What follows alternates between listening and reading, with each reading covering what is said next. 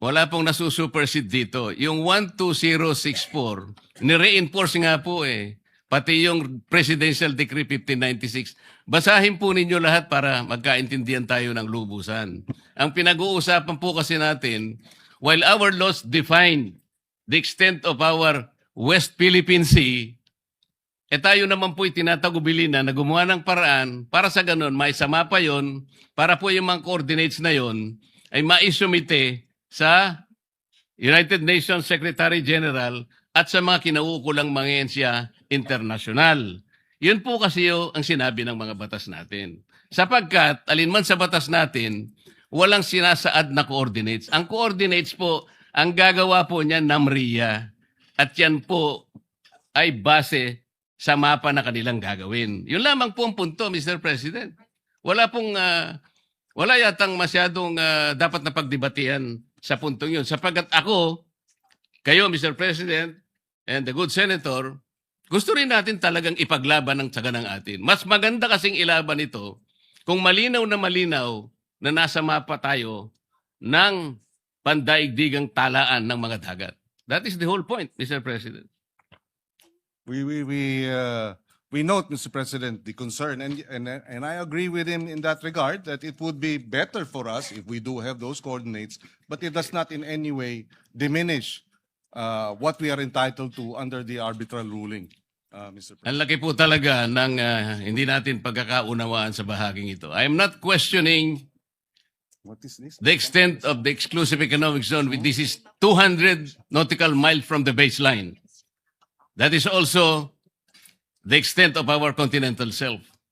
Contiguous zone is 24 miles, nautical miles. Territorial sea is 12 miles from that basic line. Hindi po yun ang pinag-uusapan natin, Mr. President. Sinabi lang kasi ng AO29 and Presidential Decree 1596, dinefine niya lang yung West Philippine Sea. Ang kulang, sabi po ng steps na dapat gawin, sinabihan nga ng executive order ang NAMRIA eh. Gumawa ka na ng mapa, kasi po yung mapa, yan po yung magbibigay ng coordinates. Isasubmit po yan. Ito, basahin ko na po. Section 4 of Administrative Order 29, Series of 2012, requires relevant government agencies such as DFA, kasama na po yung DFA, not only to deposit with the United Nations Secretary General the country's official map reflecting the West Philippine Sea, but also notify international bodies such as the International Hydrographic Organization of the same. Ayun po, Section 20, Section 4. Kung hindi po tayo magsasubmit ng mapa, saan po kukunin ang coordinates? Yun lamang po ang paraan para po yung ating pinapangarap, pinapanaginip na West Philippine Sea, mailagay naman po sa mapa. Yun po ang pinakamaganda. At pagkatapos nating mailagay sa mapa, ay lalakas po lahat ang ating paninindigan dahil nakalagay na po sa mapa eh. Kahapon po pinakita ko yung South China Sea. Hindi po ibig sabihin na yung South China Sea, sa China po yun. Hindi po. Pangalan lang yun eh. Yung 6.1, yun ang chapter po doon sa S-23 para basahin po ninyo at makita ang coordinates. Wala po tayong pinagtatalunan tungkol dito. Hindi ko po kailanman dinidepensa ng China. Gusto kong palakasin ang ating paninindigan dito. Bakit hindi po tayo magkaintindihan? Napakasimple lang nun. Wala pong coordinates talaga. Ang mapa lang po ang magbibigay ng coordinates. Malamang marahil hindi tayo nagkakaintindihan dahil gaya ng nabanggit ko kahapon, kahit na magdebate tayo hanggang, sabi ko nga, Kingdom Come, tungkol dito sa meets and bounds na ito, hindi magbabago yung arbitral ruling na sinasabing mali ang China, hindi dapat nagtatayo ng mga illegal structures ang China sa ating exclusive economic zone. So bakit tayo bumabalik dito sa debate ng meets and bounds? Para sa ano? Para pahinain natin yung naging award natin sa International Tribunal? Para questionin natin na yung award natin ay kulang? Para bigyang duda na tayo nga ba'y nanalo? Hindi naman po siguro. Panalo tayo, binigay sa atin yan at hindi tayo mananalo kung hindi maliwanag ang ating mga karapatan at ang ating exclusive economic zone kahit na hindi pa nade-determine ang meets and bounds. Dahil yun ang sinasabi ng UNCLOS. UNCLOS ang basehan ng ating pagkapanalo. Walang pinag-uusapang meets and bounds sa usapin po nung determination ng ating exclusive economic zone, Mr. President. Sana po, kung maintindihan ng ating butihing senador yun, hindi tayo magkakaroon ng ganitong hindi pagkakaunawaan. Binanggit po ninyo kahapon yung Administrative Order 29 at saka yung Republic Act 12064. Ang sabi po ninyo, doon makikita yung mga coordinates. Basahin po ninyo kung merong Hindi coordinates po doon. natin Wala po. sinabing doon po makikita ang coordinates. Ang sinabi po natin ay nakadefine doon ang ating ang West Philippine Sea. Dinefine nga po, Mr. President, na pinag-uusapan, paano maitatala nga po sa mapa? Ayaw po nating itala sa mapa, Mr. President. Yun lang po ang punto eh. Binabanggit kasi natin at sa batas natin, ni-require po ang NAMRIA at ni-require din ng DFA na mag-submit ng mapa hanggang ngayon. 12 years na po nakararaan. Ba't hindi po natin maitala? Point of information, Mr. Napaka-importante President. po na magkaroon. Just for the information of our of the good senator, 2024 meron na pong mapa ang NAMRIA. So hindi totoong wala pang Ang sinasabi ko po, Mr. President, hindi po sinasubmit sa mga kinaukulang dapat hindi po ang ipag-submit. sinabi po ninyo wala pang mapa. Iba po yung hindi sinasubmit. Kahit na may mapa po, kung hindi nyo sinasubmit, hindi rin po tayo magtatagumpay Pero sa correction ating lang po. paninindigan na maitala natin po sa pandaigdigan talaan ng mga dagat ang West Philippine. Hindi po ba importante sa inyo na maitala natin ang West Philippine Sea? Mr. Senator, Point of information, Mr. with the President. indulgence of Senator Pangilinan, Senator Risa Ontiveros, you're recognized. Salamat po, Mr. President. Tama po si Senator Pangilinan. Ang totoo po, dun sa mapang itinatanong ng mabuting Ginoo, NAMRIA has prepared the maps anchored on the newly signed Philippine Maritime Zones Act and Philippine Archipelagic Sea Lanes Act and complying with UNCLOS and is awaiting the final implementing rules and regulations for publication. So nandun na po, Mr. President, ang mapa. Salamat po, Mr. If I President. may likewise add, Mr. President, ito ay the information relayed to us by Dr. J. Batumbakal. He's the director of the UP Law Center, Institute for Maritime Affairs and the Law of the Seas. And he says, and I quote, when UNCLOS obliges states to show the coordinates of a maritime zone on charts of appropriate scale and to deposit them with the UN Secretary General, Article 16, 75, and 84, it is only for purposes of publication and information and is not made a condition sine qua non for entitlement to the maritime zone concerned. In fact, even before UNCLOS was open for signature, states fully recognized the entitlement of other states to territorial seas, even without published coordinates. Deposits of charts containing the coordinates of the UN does not create any legal effect and does not imply approval by the UN. The UN is not a register of deeds for maritime zones of states. The absence of legal effect of deposit is clearly provided for even in the UN website. So yung ang inaalala ng ating ginoong Senador Marcoleta ay hindi nakakadagdag ng legal entitlement ang pagdeposito sa UN Secretary General under Articles 16, 75, and 84 of the UNCLOS. So, ibig sabihin, Mr. President, yung Section 3 at saka Section 4 ng Administrative Order number 29, ibabaliwalain na natin. Inuutusan po kasi ang NAMRIA at saka ang DFA na gumawa ng mapa at i-deposit nga sa United Nations and notify accordingly relevant international organizations such as the International Hydrographic Organization and the United Nations Conference on the Standardization of Geographical Names. Hindi po importante sa atin yung Administrative Order number 29. Yung Administrative Order number 29, Mr. President, ay 2012. Yung Republic Act 12064, yung Philippine Maritime Zones Act, ay 2024. So superseded na yung binabanggit na provision ng RA 12064. Mr. President, hindi po ganun. Wala pong nasusupersede dito. Yung 12064, nire-enforce nga po eh. Pati yung Presidential Decree 1596. Basahin po ninyo lahat para magkaintindihan tayo ng lubusan. Ang pinag-uusapan po kasi natin, while our laws define the extent of our West Philippine Sea, tayo naman po itinatagubilin na gumawa ng paraan para sa ganun, may sama pa yon para po yung mga coordinates na yon ay maisumite sa United Nations Secretary General at sa mga kinauukulang mga ehensya internasyonal. Yun po kasi ang sinabi ng mga batas natin. Sapagkat, alinman sa batas natin, walang sinasaad na coordinates. Ang coordinates po, ang gagawa po niya NAMRIA. At yan po ay base sa mapa na kanilang gagawin. Yun lamang po ang punto, Mr. President. Wala yatang masyadong dapat na pagdebatihan sa puntong yun. Sapagkat ako, kayo, Mr. President, and the good Senator, gusto rin natin talagang ipaglaban ng tsaga ng atin. Mas maganda kasing ilaban ito kung malinaw na nasa mapa tayo ng pandaigdigang talaan ng mga dagat. That is the whole point, Mr. President.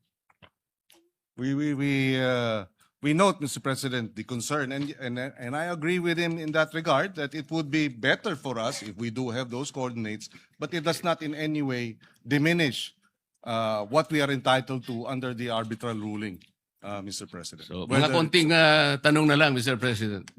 With your indulgence. Yes, please. I'm more than willing to the gentleman from Tarlac and Pampanga, Mr. President. In your sponsorship, Mr. President, you said that the proposed resolution is in defense of our officials when they speak on behalf of our nation. That is correct. Yes, Mr. President. Is the Honorable Senator aware that the Philippine government has a minimum 5 officials who speak on matters relating to the West Philippine Sea? I believe so. You have the DFA, you have the DND, you have, in fact, the more, for me, if you ask me, this is the indicator of a vibrant democracy, Mr. President. But yes, there are about 5, maybe more. Even senators and congressmen are likewise speaking on the matter. To be more accurate, Mr. President, Commodore Tariela is the spokesperson of PCG. Assistant Director General Cornelio Valencia Jr., National Security Council. Rear Admiral Joy Vincent Trinidad, Army. Retired Vice Admiral Alexander Lopez, NMC. Consul General Angelica Escalona, DFA. And Nazario Briguera Bifar. They all speak to the public about the West Philippine Sea. Pero, Mr. President, bukod po kay Commodore Tariela, sila po ba ay nagpupunta sa mga eskwelahan at nagdi-discuss at sinasabi na bully ang presidente ng China? Ito lang ang punto eh.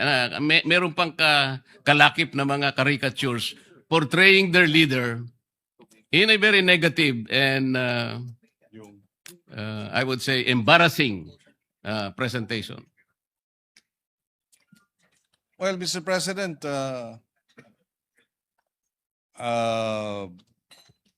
I would defer to our men in uniform.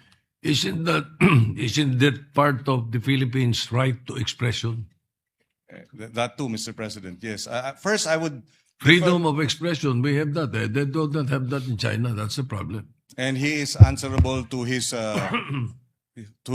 superior officer, and the DND and the armed forces have already issued a public statement in support of their men in uniform when they speak on the issue, because precisely the bullying. In fact, the DND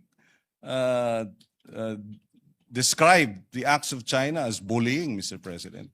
So babalikan ko po.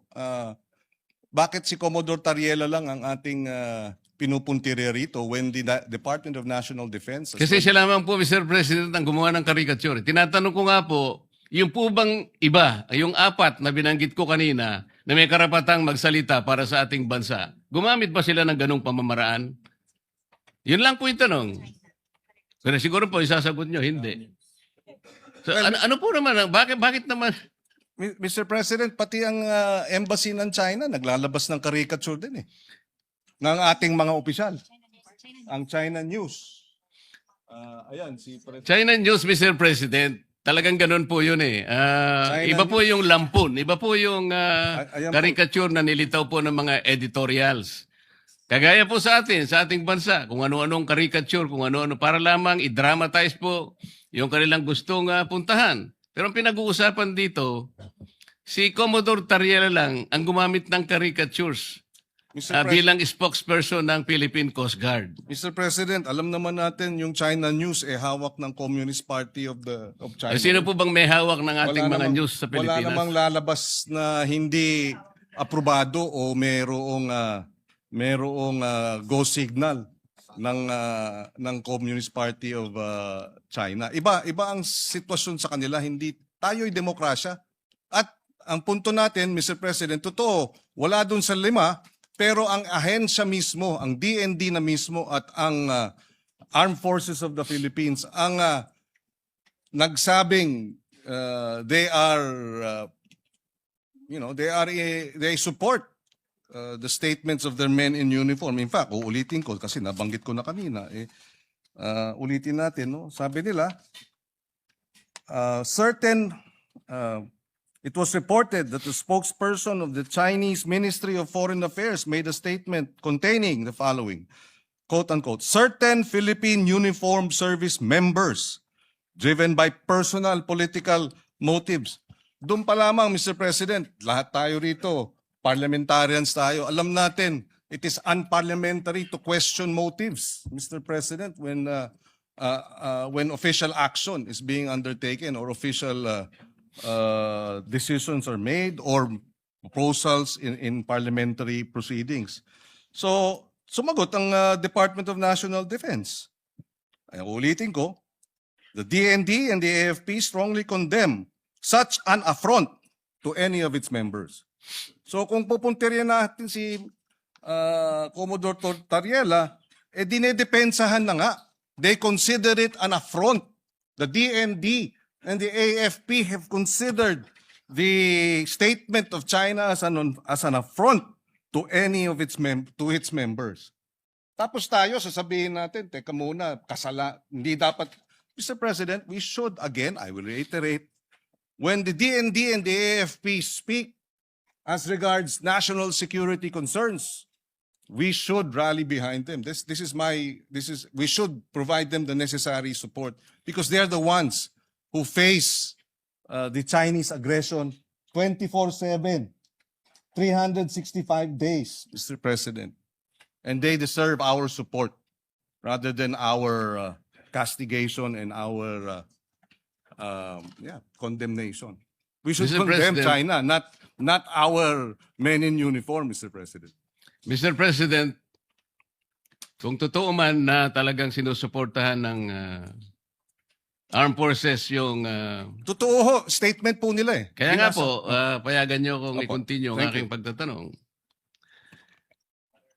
Yung pong lahat ng cabinet members po, cabinet secretaries, they're alter ego of the president.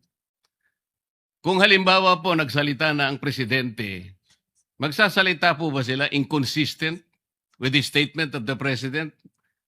I'm asking this question, Mr. President, because on January 29, a few days ago, 2026, the Philippine News Agency released this particular statement from the President of the Philippines. By whom? PBBM supports a firm with diplomacy approach in dealing with the rising war of words between Philippines and the Chinese officials over the West Philippine Sea.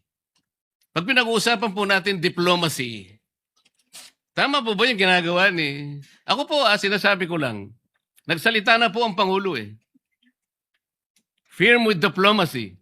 Alam po kasi ng Pangulo natin, Mr. President, walang kapupuntahan yung patut sa dahan. Meron po akong record ng mga patut sa dahan, Mr. President, from January 1 hanggang kahapon. Ito po, January 1, nanggaling po sa ating iginagalang na senador. January 9, galing po ay Commodore Tariela. January 10, Tariela na naman. January 12, Philippine National Maritime Council. January 13, Representative De Lima. January 15, Commodore Tariela. January 14 and 15, Commodore Tariela. January 16, Tariela pa rin. January 16, Representative Shell Jokno of the House of Representatives. January 17, National Maritime Council. January 19, Akbayan Party List. January 20, Senator Ontiveros, posting on her FB. January 22, Tariela na naman. January 23, again, Senator Ontiveros and Strat-Based Institute. January 23 again, nasama po kayo, Senator Kiko.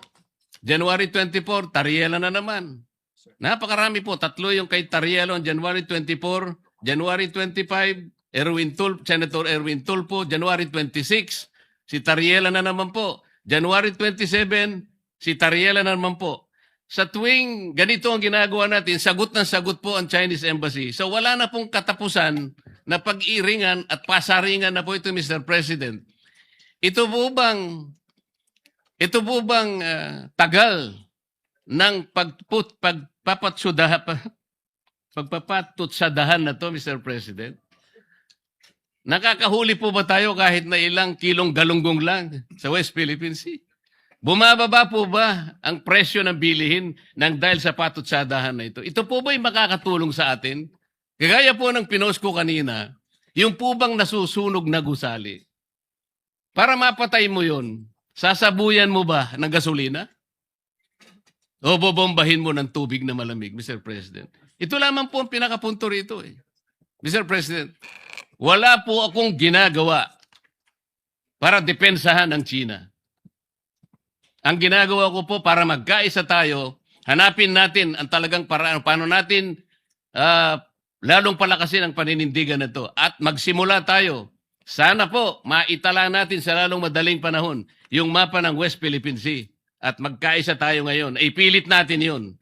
Pero kung wala pa po yun, yun nga po, puro ang tinatawag po natin ay megaphone diplomacy na hindi po nakakatulong kahit paano natin kwentahin, Mr. President. Maraming salamat po, Mr. President, at maraming salamat sa inyong panahon, good Senator. At sana sa mga susunod pang panahon ay makapiling natin ang mga ilang taong binanggit sa kapulungan ito para magkaroon po tayo ng kahit na seminar lang. Lalo po nating mapag-aralan kung saan tayo nang gagaling sa lahat ng panig, Mr. President. Thank you. Maraming salamat sa ating ginoong Thank you. Kabalin from Tarlac and Pampanga. We may disagree with a number of his views, but we will agree to disagree with respect. Maraming salamat, Mr. President. Thank you. I would just like to find out kung sino yung naglista at kumuha ng listahan ng mga sinasabi laban sa China na napakarami. Saan kaya galing yan? Nilista lahat ng sinasabi laban sa China, kung sino man yun. Ba't hindi, no? Baka nire-report po sa Beijing. Siguro, baka Chinese Embassy.